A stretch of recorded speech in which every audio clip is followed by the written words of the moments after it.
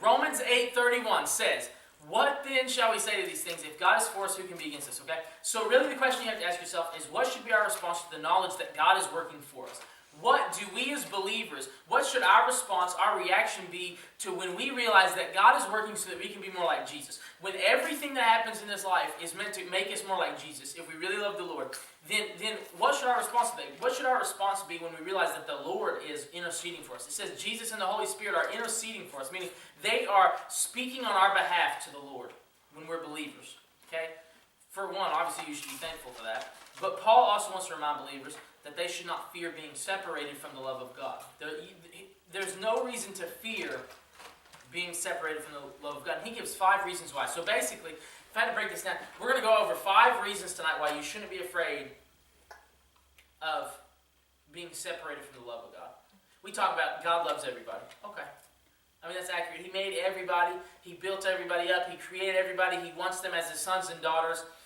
So you can't ever be separated from his love because God is love. But here's reasons why. Number 1, God is for us. We established that a couple weeks ago. Romans 8:31, the second part of it says, if God is for us, who can be against us? Okay? You hear that in a song. Anybody know that song, Our God? And if our God is for us, then who could ever stop us? And if our God is with us, then what could stand against? Okay, and even in the blessing, in the song, the blessing you hear, He is for you, He is for you, He is for you, okay? That reason's pretty straightforward. If someone is for you, if someone is for your good, if someone is for your well-being, if somebody is for your salvation and redemption and freedom from sin, that's a good thing. We should have no reason to fear because God is for us. He's not for our enemies. The Lord is not for the devil. He's not for Satan. He's not for the demons. He's not for sin. He's not for evil or for our downfall or for our failures. He's not for that. He's for our good. Now, sometimes our good means that we may have to face enemies. We may have to face downfall. We may have to face trouble and trial in this life, but it still is God working for our good. Okay, so God is for us. That's reason number 1, not to fear being separated from the love of God. Reason number 2, pretty obvious one also. Jesus died for us. Romans 8:32 says, He who did not spare his own son, but gave him up for us all, how will he not also with him graciously give us all things? You know, you have to realize it this way. Jesus came because, He loved us, but God gave Him up because He loved us also. Remember, it's 3 people, it's 3 persons in one. The Trinity is God the Father, God the Son, God the Holy Spirit. And God the Father and God the Son, they do the same. They don't contradict each other. And so Jesus came because He loved us, and God gave Him up because He loves us. While we were still sinners, Christ died for us. It says that in Romans. And if Jesus gave us His best at our worst, if the Lord gave His only Son when we were nothing but vile, evil, wicked, wrong, twisted, then certainly we can expect Him to give us His best always and forevermore after, right? He gave us His Son while we were still sinners. He said you can have Jesus even though you're broken and beaten and hurting, and even though that you're a sinner, and even though you've chosen to live an ungodly life, you can have Jesus. I've given Him to you. Just accept Him. So if He's going to give us Jesus then, what more good things can He give us after? He won't start saying, you can't have good, you can't have holiness, you can't have righteousness. If Jesus was willing to die for us who are ungodly, broken, evil people, what more will Jesus do now that we're redeemed? If God was willing to give His only Son for us while we were dead in sin, what more may He do for us while we are saved and free from sin, living godly lives? Makes sense?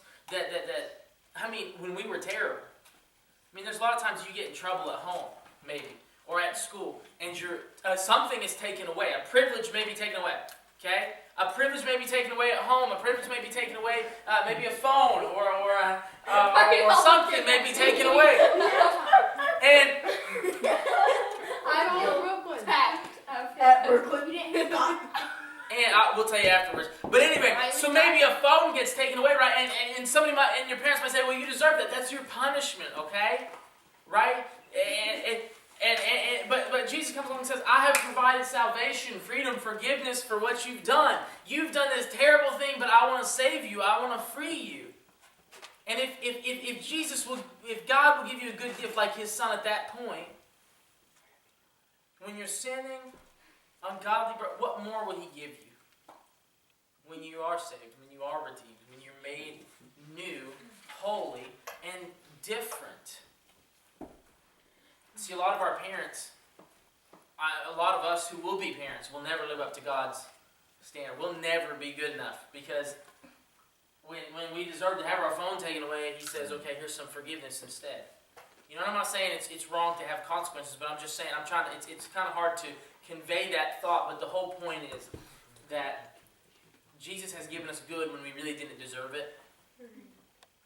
And so how much more when we not necessarily do deserve it, but now that we're different. Number 3 reason not to fear.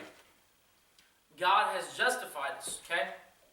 Romans 8:33 says, who shall bring any charge against God's elect? It is God who judges. We don't really talk about this a lot. You know, one of the liberals' favorite passage in Scripture is Matthew 7, where it talks about judge not lest ye be judged. You shouldn't judge me, don't judge me. All this kind of stuff like that. Now that's in Scripture, but they don't fully reach the context, because they use that one passage and they don't compare it to all the others. I mean, Jesus said, use a right judgment in John, I think it was John 7:24, 4:24, something like that. And anyway, you've got other stories in Scripture where it's clear that what people consider judgment today is not the same as what judgment was considered in the Bible, right? So there's different ways to judge, but ultimately it's God who judges, okay? When it comes to our salvation, when it comes to whether or not we're really saved, when it comes to whether or not we are redeemed, God's the one who judges, okay? No one else has any right to call something unholy that God has called holy. No one has any right to call something holy that God has called unholy. Nobody has the right to change whether or not something is what it is in God's eyes. It's just like this, okay? What color is this room? Blue.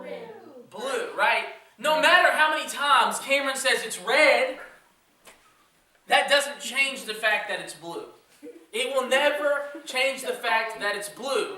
Okay? Somebody might paint it and it may be red eventually, but right now, in its present state, it cannot be anything but blue. Hey, Micah. Mr. Crawley would say different. Crawley would think. Oh, is he colorblind? no. Yeah, I would say He that. would think Well. your shirt's red. Yeah. But the whole point is, even in his colorblindness, whether he said my shirt was red, it wouldn't change the fact that it was green. If you go outside and you can say that table is 10 feet tall, but it doesn't change the actual height of the table. Same thing with the transgender situation that's going on right now. I can say I'm a woman, but it doesn't change that. I can say I'm 65 years old, but it doesn't change my age. I can say I'm black, but it doesn't make me black. I'm white. Okay? So the whole point is that there are things that just because you say them, just because you point them out or try and say there's something different than they are, it doesn't mean that's the case. Matter of fact, part of the reason that people say you shouldn't watch a lot of mass media and news is because the more you lie to somebody, the more likely they are to believe it. If I stand here, and here's an experiment we ought to really try with somebody sometimes. They have done experiments where people have argued with somebody, and somebody said, the sky's blue, and somebody else came along and said, no, the sky is purple. And that person would not stop saying the sky was purple until the other person eventually started, well, maybe, have I been wrong all my life? What if it is purple, and what if I'm just colorblind? And sometimes you can get people to think differently, but it doesn't change the fact. Okay? And the same is true with us. If God says we're saved, it doesn't matter what anybody else says. If God says we're unsaved, it doesn't matter if somebody else thinks that we are. What other people think doesn't matter when God has ordained something to be that way. He set the sky in its place as blue. He made the sun, orangish yellow, or whatever color you want to call it, okay? He has set things a certain way. And just because somebody says it's different doesn't mean it is. God's the one who determines. God's the one who justifies. God's the one who says whether or not you have been freed from your sins. It doesn't matter what anybody else says. There's a story in Zechariah. As a matter of fact, I read this story today. I kind of forgot that I was going to use it in my sermon, but I read it today. And there's a story in Zechariah. And it talks about, have you ever heard of Satan being called the accuser? The accuser of the brethren. You might hear that more as you grow older in church. Satan is the accuser of the brethren, and it's not just because of this story that he's called that, but this is one of the stories that people trace it back to. In Zechariah, there's a story. He sees a vision, and he sees the priest named Joshua, a different Joshua than fought the battle of Jericho. This is Joshua the priest hundreds of years later. And Joshua the priest is standing there, and Jesus is there. Well, it says the angel of the Lord is there. And Satan is there. And Satan is accusing Joshua and saying, you're filthy. You're ungodly. You don't deserve to be this. You are wicked and you are evil. And God's saying, no. Clothe him with new clothes. Give him something new to wear. I say he's pure. Everything the devil said meant nothing. Because what God says is what matters. God is the one who justifies. Who can truly bring us down if God has lifted us up? Think about it. Who can truly bring us down if God has lifted us up? Whose words matter if they're not the words of God? The Bible says you'll be judged for every idle word. And we ought to remind ourselves of that every day. Every idle word. Every time I preach to you, I probably say hundreds of words, maybe even thousands of words during each sermon. And I'm going to be judged for every single one of them. You're going to be judged for every single word you say.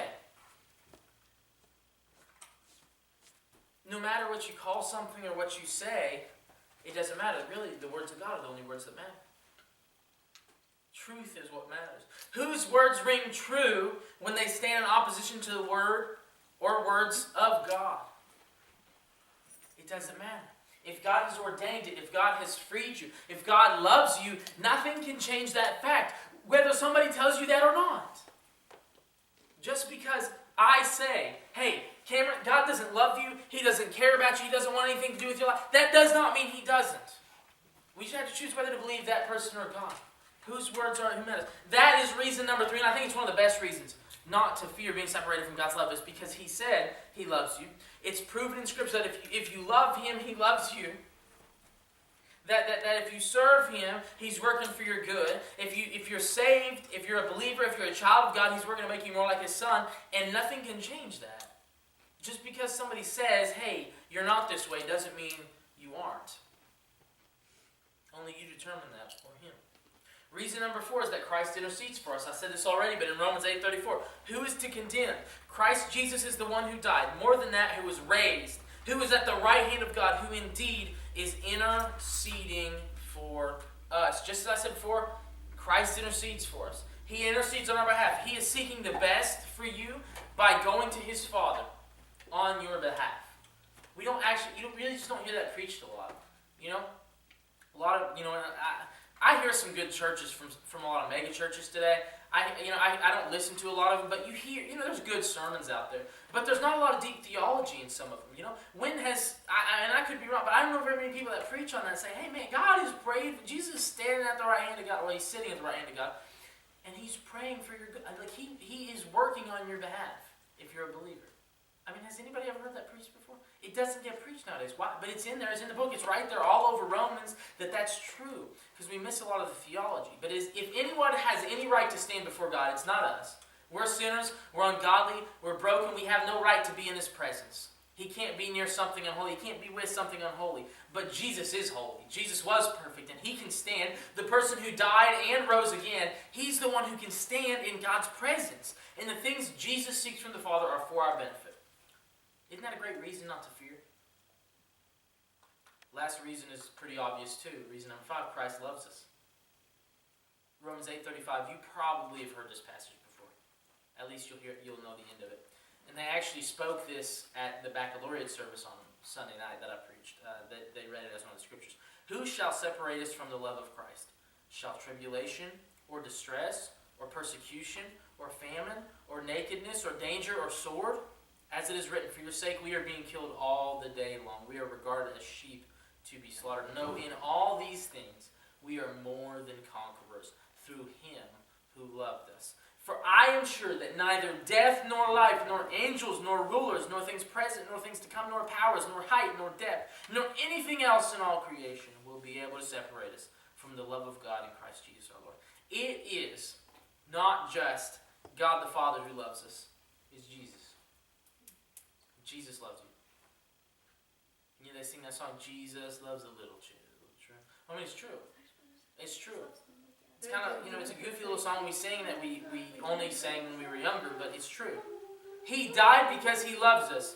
If death itself, listen, if death itself was a sign of that love, how could death stand in the way? I want to say that again. If death itself was a sign of Jesus' love for us, how could death stand in the way of his love? His death was a sign. The resurrection was a sign of his power. The resurrection was a sign of his perfect status as the Son of God. It was not a sign of his love. There's plenty of people that die for others and never resurrect, but they died out of love. You don't rise from the dead out of love. But he died out of love. And if death itself is what his way of showing love to us, then death itself cannot stop him from loving us. Chew on that. Think about it. That is so deep. Jesus doesn't stop loving you after you die.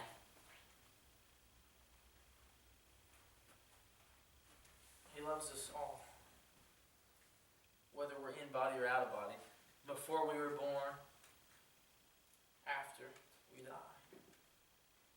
No situation that's thrown our way can separate us from God's love. See, that's the thing. If more people understood this, a lot of people would be in a better place, maybe spiritually, maybe not necessarily spiritually, but as a person in general. If more people realize, okay, just because this happened to me doesn't mean God doesn't love me. Just because God let this person die, let this situation happen in my life, just because he let me get cancer, or just because he let this happen, this car wreck, or just because I haven't been able to get that job I've always wanted, why would God let that happen to me? Just because I got hooked on drugs, why would God? It does not change the fact that it cannot separate you from the love of God. He loves you, and he's working for you, and he is doing things for your good, for his purposes, and he's going to keep working for that. That's the message, really, of the gospel. Maybe that's the second part of the gospel message we don't talk about. We talk about Jesus dying, raising from the dead, for your, for your sins, be free from your sins. But we forget that part where after we're saved, he is praying for us, he is working for us, and his love is so strong that nothing can separate us from it. Nothing, no matter what it is. Nothing will make him stop loving us. Nothing will separate us from a love he has for us. He will always, it's like he left the 99 for the one. His love didn't stop because one was missing. His love didn't stop because that one had wandered off, because some situation had gotten in the way of what he could accomplish. And so I want you to understand that. I want you to walk in that. I want you to believe that. And accept it, because that's just the truth of who Jesus is. If you all would, let's go ahead and circle up. We're just gonna pray for each other again tonight.